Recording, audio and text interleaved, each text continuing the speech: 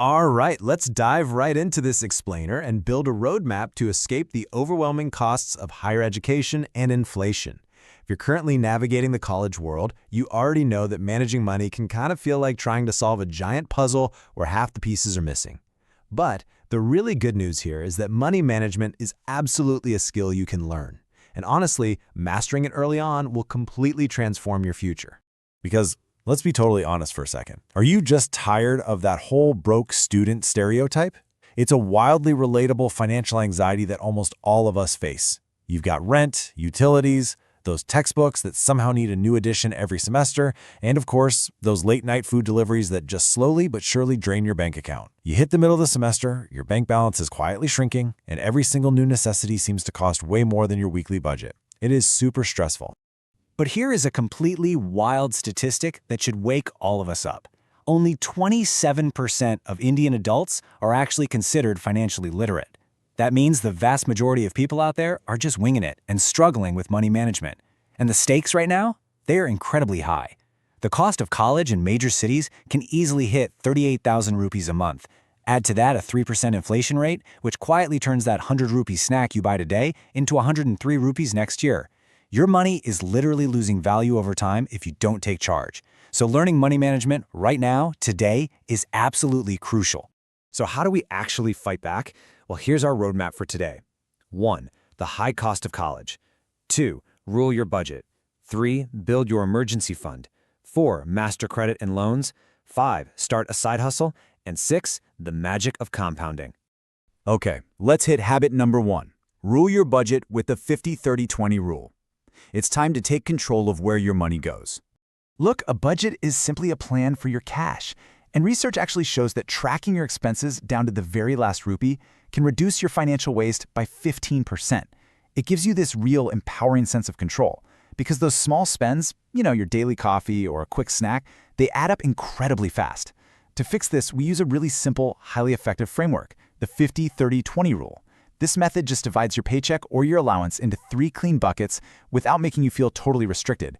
Basically, 50% of your money goes to your needs, 30% goes to your wants, and the remaining 20% goes straight into your savings and future goals. It completely takes the guesswork out of money management. So what does that actually look like in real life? Let's contrast some concrete examples.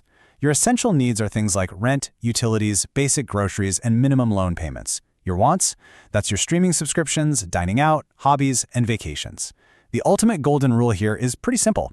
If you cannot honestly say to yourself, I physically cannot live without this, then it is not a need. It belongs firmly in that 30% wants bucket. Keeping these categories strictly separated is what prevents that sneaky thing we call lifestyle creep. Moving right along to number 2, build your emergency fund.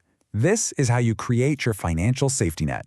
Because here's the thing, once you start budgeting your money, you absolutely have to protect it. Life happens, right? Unexpected costs, like a sudden phone repair, a random medical bill, or a last-minute trip are just going to pop up.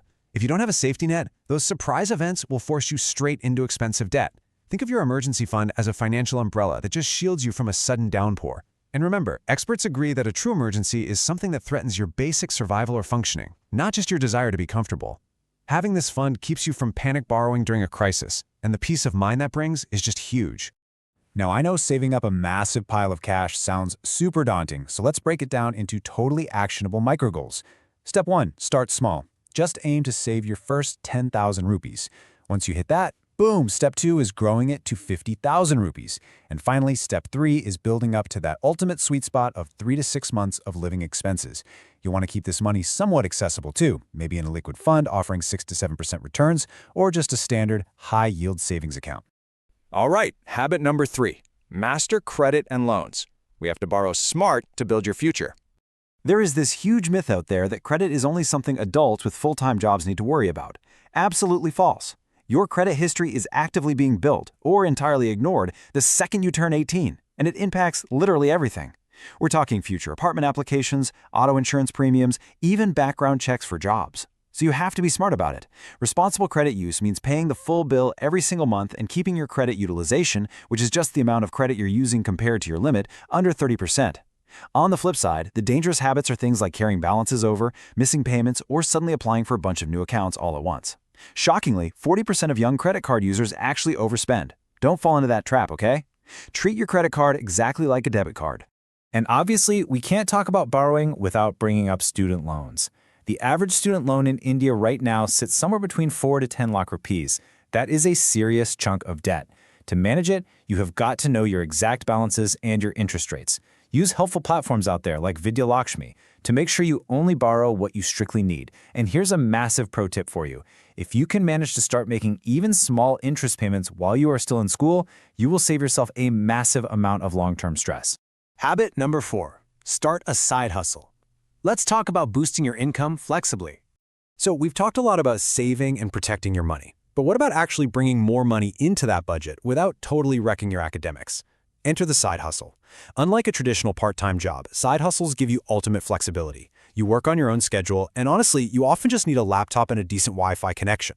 There are so many beginner-friendly options. We're talking freelance writing, managing social media for small local businesses, online tutoring in subjects you already ace, graphic design, selling digital study notes, or even drop shipping. You really do not need to work 40 hours a week at this. Dedicating just 5 to 10 highly focused hours a week can generate some very meaningful income, and it builds a killer resume for when you actually graduate. And finally, habit number 5, the magic of compounding. This is where you let your money do the work for you. Let's tie all these habits together and look at the ultimate reward. This is about shifting your mindset from just working hard for your money to letting your money work hard for you. This is the whole concept of building long-term wealth through compound interest. Compound interest is literally just the interest you earn on your interest. And when you start young, the math is honestly staggering. For example, if you deposit just 10,000 rupees into an account that earns a 5% interest rate each year, in 10 years, it grows to 16,200 rupees. But if you just leave it there for 25 years, it turns into nearly 34,000 rupees. And that is without you ever adding another single rupee to that account. It completely proves that small, disciplined steps today lead to massive financial wins tomorrow. Now, just imagine what happens if you are adding a little bit to that account every single month from your budget and your side hustle. So, we've walked through the 50-30-20 budget, building an emergency fund, mastering your credit, starting a side hustle, and the absolute magic of compound interest. The only question I have left for you is this: what is your very first money move going to be today? Because financial literacy isn't just about crunching numbers. It's about giving yourself freedom. Pick just one of these 5 habits to start right now, even if it's literally just tracking your spending for the next 7 days. Empower yourself to take charge of your financial future, because trust me, your future self is absolutely going to thank you for it. That wraps up this explainer. I'll catch you next time.